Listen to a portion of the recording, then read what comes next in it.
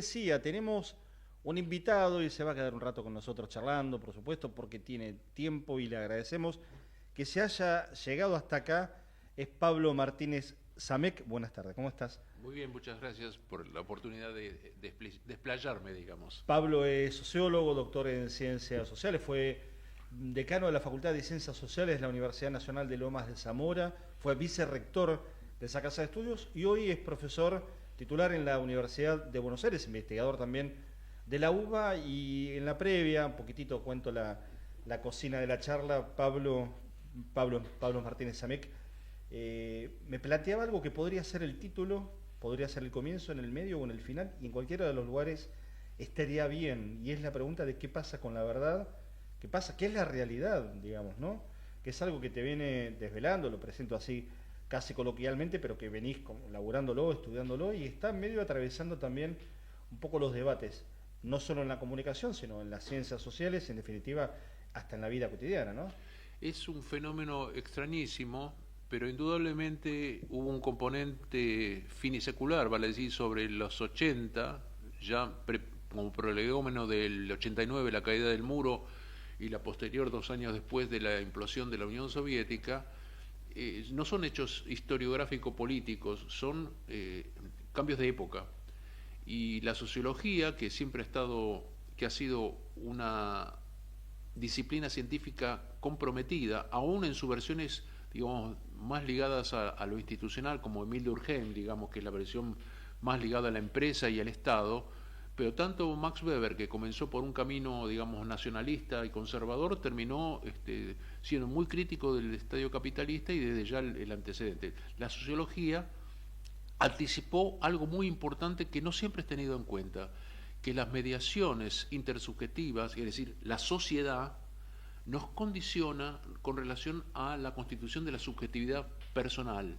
Es una relación dialéctica, no es una relación monocausal, no es una cosa de que la sociedad hace lo que dice. Es como nosotros cuando chicos en los 70, viste, la serie, si verás una serie mala te vas a tirar por el balcón como Batman o cosas, claro, linealidades de ese tipo, sino que las complejidades sociales van sobredeterminando, van construyendo, y lo que podemos decir, y es lo que creo que he preparado hoy para charlar con ustedes, es que el desarrollo tecnológico de la nueva fase de la humanidad, del último tercio, el último cuarto del siglo XX y lo que va del siglo XXI, hay una vorágine, una etapa absolutamente acelerada de cambios continuos, sindicado por 3 factores muy importantes que condicionan la evasión de la realidad. Y con la evasión de la realidad, digamos, lo que Lacan planteaba, lo real, vale decir, todo aquello que ocurre de manera independiente de la voluntad del hombre, independiente de que lo pueda modificar. Él plantea una tríada: lo real, lo simbólico, que es la capacidad de noción, la capacidad de conocimiento, y lo imaginario, vale decir, lo ilusorio, aquello que nosotros depositamos como proyección de nuestros deseos, el inconsciente y demás. Deseos o frustraciones, digamos, puede ser negativos o positivos, digamos. Y en algún sentido es lo que Freud había planteado para el mundo psi, que es hacer consciente lo inconsciente, que Jung lo llevó para un lado mucho más audaz y más radical, que fue la visión del inconsciente colectivo, pero indudablemente las relaciones sociales, por esta depresión que provocó el pensamiento comprometido y radical propio de la sociología y de las ciencias humanas y sociales, se evaporó lo que yo denominaba sociología del conocimiento. Lo desarrolló Karl Mannheim, ¿no? Digamos que es una versión más ajustada de la predicción de Marx del manifiesto comunista y de aquella época. Justamente lo que vamos a desarrollar hoy, en la medida que tengamos posibilidades, es que con la digitalización, con los fenómenos de complejidad de la revolución científico-técnica, con el conjunto de emergentes que tenemos de la inteligencia artificial y la fragmentación de la realidad, se ha evadido la razón, y con la razón se ha evadido la verdad. La verdad dejó de ser un absoluto que durante siglos y siglos fue motivo de guerras religiosas. Maquiavelo habló muy cínicamente respecto de invocando la verdad. Hubo dinastías que derrocaron a reinos, imperios y demás. Bueno, y este blanqueamiento que plantea la Revolución Francesa planteó 2 siglos, de 1789 a 1989, en donde la vanguardia intelectual de la humanidad marcaba con subidas y bajadas el derrotero de avanzada hacia los derechos. Pensemos que, ¿qué era la mujer antes de la Revolución Francesa? Un vientre a fecundar, nada más. Basta ver Jane Austen con las niñas de provincia que iban a esos 3-4 bailes que había que tentar a un noble y juntar papá a la dote para casarlo. Estaba pensando que a nadie se le ocurriría hoy en el siglo XXI plantear que la mujer es eso, pero pienso en las declaraciones de algún dirigente político argentino, inclusive del presidente, y me arrepiento de lo que estaba pensando, porque evidentemente en algunos casos... Ahora te quiero preguntar, porque en todo esto que estamos atravesando, y vos hablás del último cuarto del siglo del siglo XX justamente, y de lo que va de este siglo XXI, un proceso acelerado, está contramediado por lo tecnológico, y lo tecnológico nos ha hecho tener con el tiempo, ¿no?, una relación distinta a la que teníamos hace 30 o 40 años. Y basta pensar que digo, mucho más acelerado, sí. En ese contexto, digo, la pregunta es, ¿qué respuestas tenemos al compás de esa dinámica del tiempo? ¿O hay espacio para la pregunta también? No solamente no existe espacio para la pregunta, sino no existe para la reflexión y mucho menos para la crítica. Si algo me honró la sociología, que justamente hoy no es la vedette, cuando yo empecé sociología éramos como la vedette de aquellos años, porque eso implica políticas públicas y implica Estado. Hoy son ciencias de la comunicación o, peor, ciencia política y visiones que son mucho más mecánicas respecto de los factores estables de la política y no van a la causa de base, que es el deterioro que ha tenido la independencia de la sociedad civil y que los grandes colectivos, las grandes instancias de socialización del pasado, la Revolución Francesa, la Revolución Bolchevique, el Mayo francés, lo que podemos decir que grandes instancias colectivas, eso ha desaparecido. O surge por explosión por condiciones críticas. Y lo que anticipó en su momento, lo que antes eran crisis cíclicas propias de la estructura económica, hoy son larvadas y permanentes. Entonces cuesta mucho abrir lo que diría Verón, condiciones de reconocimiento, darse cuenta de lo que le está pasando a cada uno. Entonces tenemos que lo que antes era confrontación, bueno, hay un filósofo coreano, pensador alemán, Byung-Chul Han, que plantea que, así como en La Sociedad del Cansancio fue un primer texto que abrió toda una carrada de textos particulares muy interesantes, muchos de ellos, capaz que un poco de consistencia, pero un heideggeriano crítico del neoliberalismo, planteó que así como en el pasado había las pestes y por lo tanto con el antibiótico se las pudo erradicar, luego vino las problemáticas gripales como lo que hemos vivido ahora con el COVID y demás, y ahora viene la etapa neuronal, en donde lo que antes era bueno, había que cuidarse del afuera, que era peligroso, y el adentro, y era un mundo bipolar, el mundo de la Guerra Fría, ahora ahora lo incorporamos adentro, ya no está más el patrón que me explota ni el capataz que me grita. Ya ahora si yo fracaso en la vida es un problema mío, es un problema de no cumplir las expectativas, por lo tanto es autodestructivo. Entonces y a veces al patrón o al capataz no lo conocemos, al capataz probablemente sí, sobre todo con la despersonalización absolutamente de todo, y en eso juega también el capital. ¿Quiénes son los dueños de las empresas? Que son fondos de inversión, son fideicomisos. Digo, hay temas. Desapareció también, ¿no?, el burgués de Werner Sombart, ese señor que se ponía en una tarima y controlaba a las empleadas, que las tenía en fila y con la mirada censora las juzgaba. No, ahora somos capitales flotantes, los CEOs, los gerentes del plano dirigencial son rotativos, están de empresa en empresa, maximizan las instancias son los fondos de pensión, debo decir los capitales acumulados, es toda una realidad absolutamente dinámica, pero sí lo que es capital, eso es capitalismo. Es Pablo Martínez Amec, nos está acompañando hoy y por supuesto hay cantidad de cuestiones para preguntar y para intentar entender parte de lo que nos está pasando.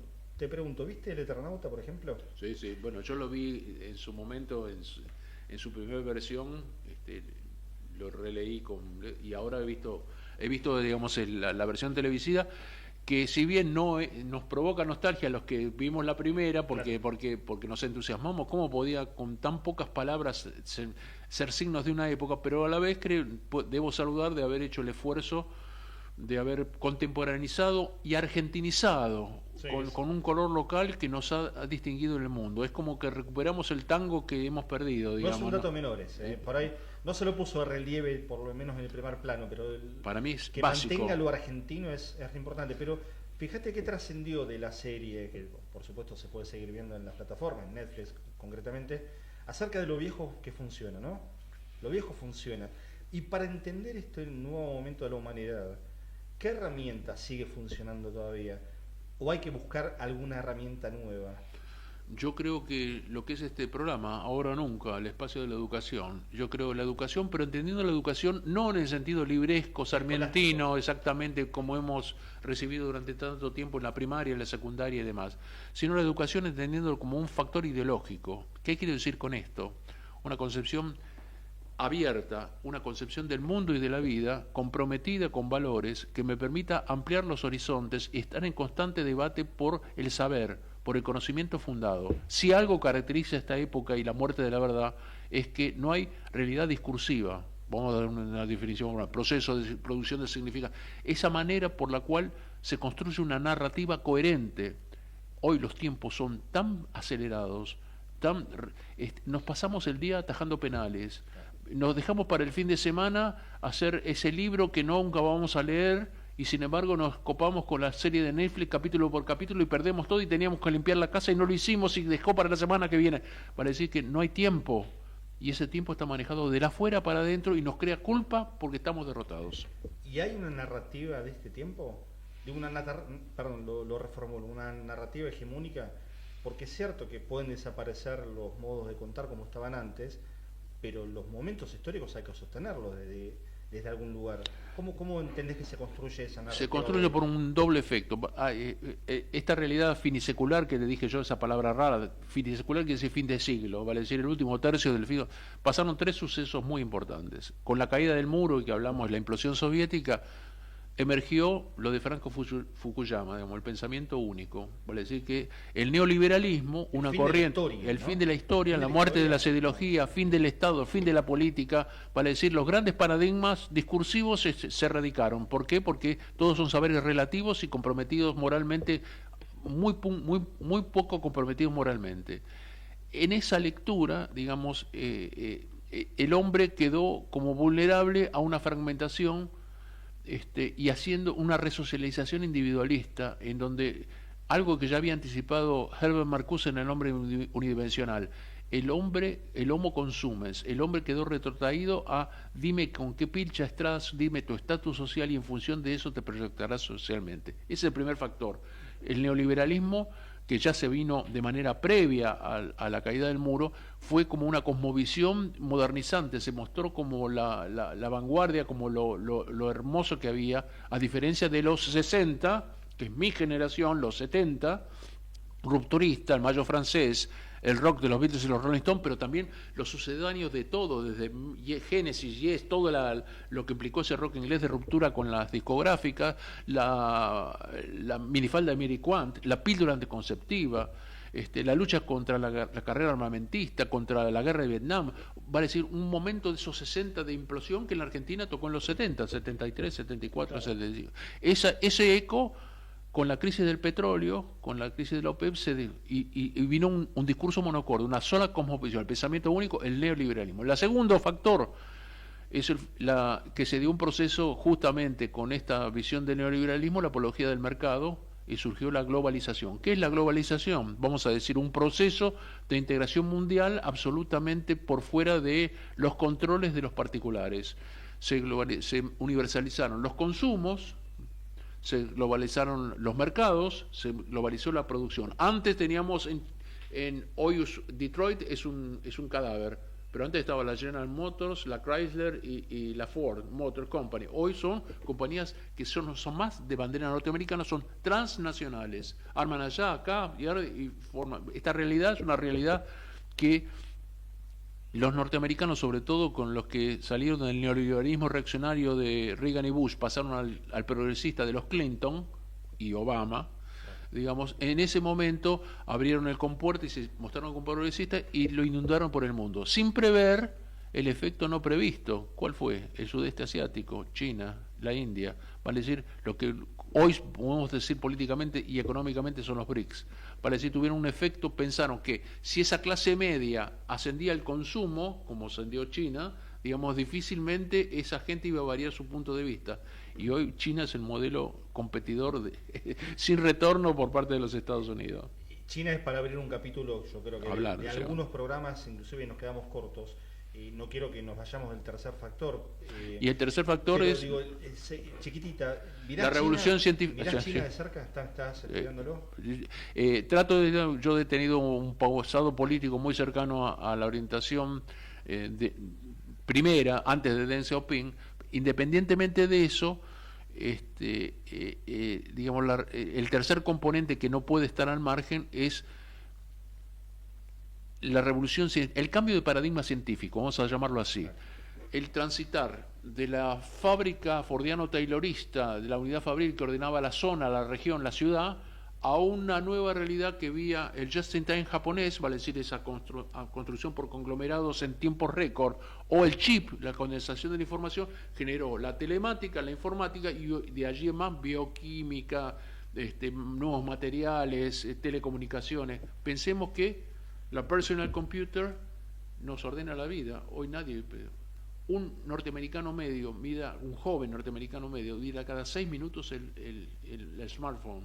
Entonces, vemos cómo esto no es un problema tecnológico de la afuera, es una cosa que nos ha entramado y nos ha constituido. Pero como tengo un fundamento materialista de la historia, yo creo que lo real, más allá de las circunstancias, va a emerger. Lo que hay que constituir la fuerza y el caudal intelectual y moral que supere esta resocialización fraudulenta que es la muerte de la verdad. Ahí te quiero preguntar y lo vamos a dejar, se nos va a quedar un rato largo. Pablo, ¿nos podés acompañar hasta el final? Sí. Tenemos otros contenidos, por supuesto, y vamos a ir ensamblándolos, pero quiero dejar abierto algo que tiene que ver con algo que pasó en la semana y en términos informativos. Me parece que podemos vincular lo que es la situación propia política argentina con lo de Cristina Fernández de Kirchner y el debate sobre los liderazgos. ¿Qué pasa con los liderazgos en el mundo también, ¿no? ¿Cómo entendés que este tiempo, que si por un lado tiene un relato que se modificó, tiene un paradigma que se modificó también desde lo científico, los líderes, así como las herramientas han podido ir variando, son los mismos los líderes? ¿Qué tipo de liderazgos han surgido? Ha habido... si Trump es el presidente de los Estados Unidos de América y Milei el de la Argentina, podemos decir que no son estadistas en el sentido tradicional de carreras largas políticas por la cual se va fecundando un hombre que va a representar al conjunto de una nación que implica todas las partes de ese país. Al haberse atomizado y fragmentado el pensamiento individual, se cayeron lo que antes podíamos entender que eran los programas electorales, lo que eran las doctrinas. Pero recordemos la nación, base de doctrina, exacta, tribuna de doctrina, vale decir, todo eso se ha evaporado y el relativismo cultural y moral ha fecundado una atomización, una fragmentación. Los sistemas de creencias se han particularizado en resocializaciones individualistas y esto ha tenido su relación con la política. La política son, digamos, yo lo tenía como claro, son... Los partidos políticos no tienen doctrinas ni programas, son meros proveedores de servicios. Son como una carta de un menú de restaurante, que si no, los votantes son meros clientes de los cuales, si no están conformes y comen mal, se van. Entonces, al no haber ningún pacto profundo de lo que fue, lo que constituyó la cultura libresca propio de fines del siglo XIX y principios del siglo XX, vale decir, el papel de la imprenta, el papel de la educación. Pensemos la 101 entre Alberdi y Sarmiento, pensemos que el Facundo fue en Valparaíso fue publicado en fascículos, pensemos el lugar que ocupó el Martín Fierro versus el Facundo el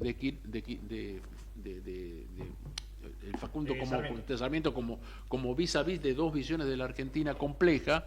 Eso está ausente. Pensemos, Hunt plantea un debate entre Lincoln y su opositor, entre el Partido Republicano y en aquella época estaban cruzados, sobre la libertad de los esclavos.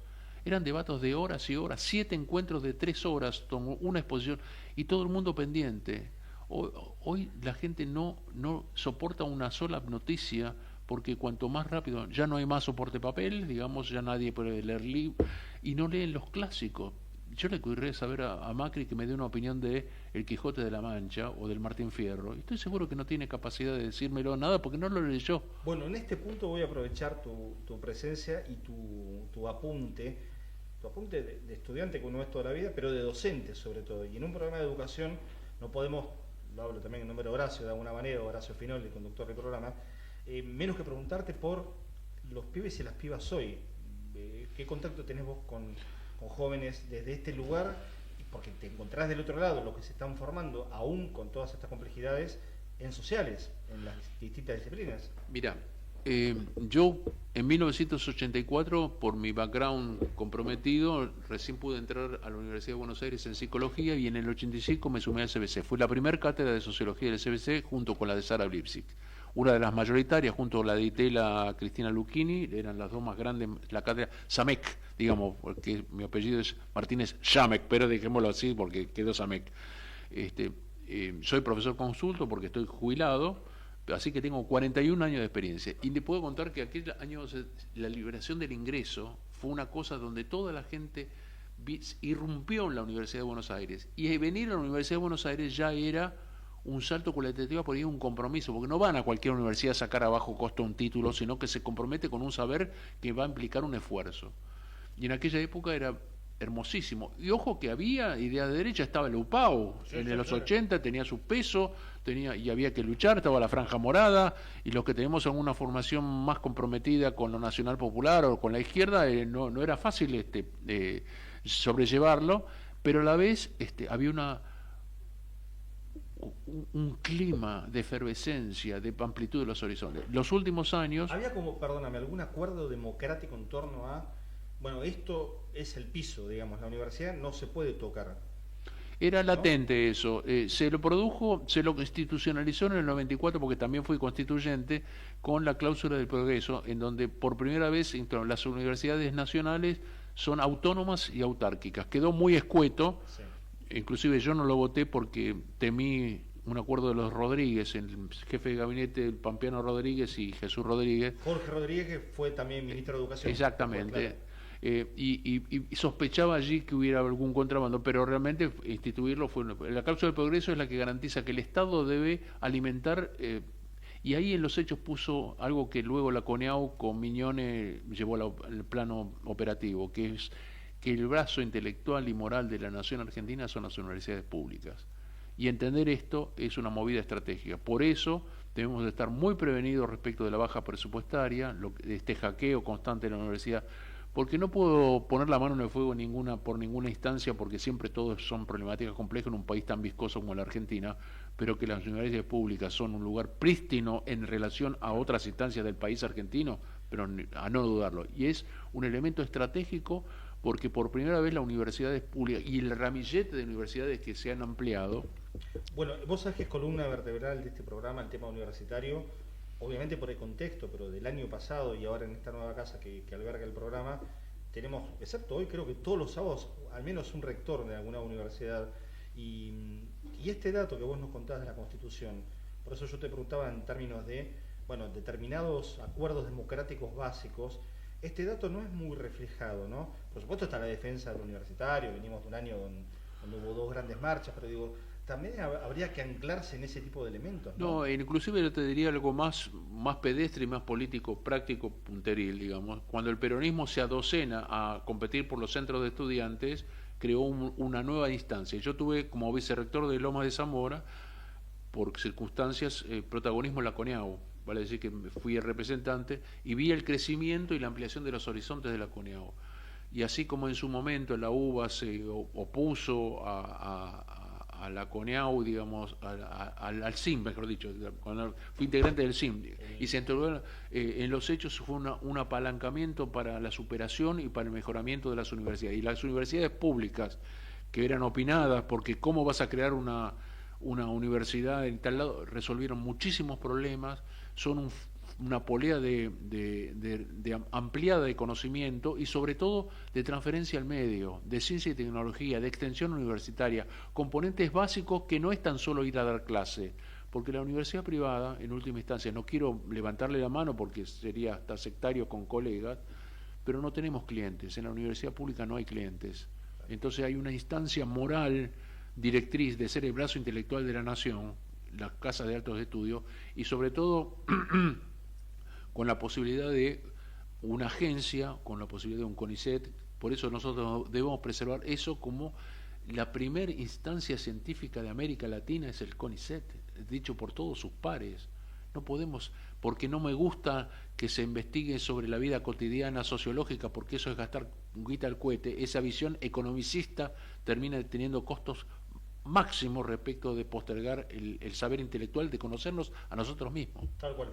Son las 6:30. Yo creo que la crisis se va a multiplicar e indudablemente, para ir cerrando con algún optimismo, los tiempos se van a acelerar y van a exigir respuestas serias. Y me parece que tanto precario oficialismo que no sabe, que ha hecho un maximalismo de una determinada lectura, va a exigir que por lo menos la oposición se ordene con un plan mucho más amplio y serio, programático, que me parece que es lo que falta.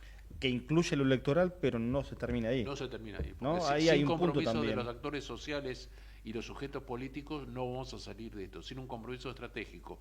Mirá que yo soy bastante radical en mi pensamiento, pero a la vez si no incorporamos a buenos bolsones de gente que estabilicen una perspectiva de prognosis, de proyección, de buscar pragmáticamente fines de acumulación, y sobre todo educación. Educación, ciencia y tecnología es la base que en una sociedad tan cosmopolita de la Argentina es la ventaja relativa que nos diferencia del resto del mundo.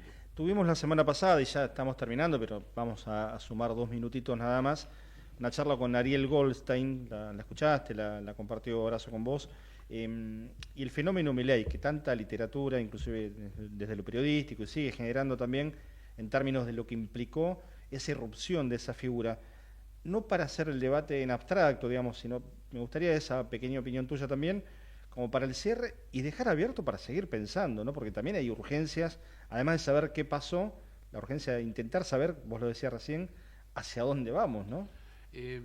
Yo creo que por primera vez en mucho tiempo el rumbo está perdido, digamos, de producirse lo que por lo menos el oficialismo juega raudamente, como es romper las naves con lo que era la derecha neoliberal tradicional alrededor del PRO y sus distintas formaciones electorales, y buscar una radicalización puede generar un efecto imprevisto, y por eso implica un debate político mucho más abierto, mucho más estratégico, y el problema es que hay que estudiar. Si no se estudia y no se miran el flujo de tendencias complejas por las cuales vive el mundo. Hoy las transnacionales dirigen el mundo, ¿por qué? Porque tienen planificación de acuerdo a sus intereses. Entonces los estados nacionales deben generar una estrategia mucho más solvente. Y el ejemplo de China está absolutamente claro que no se improvisa eso. Hay que hacer un plan estructurado, orgánico, con centros y objetivos de transformación,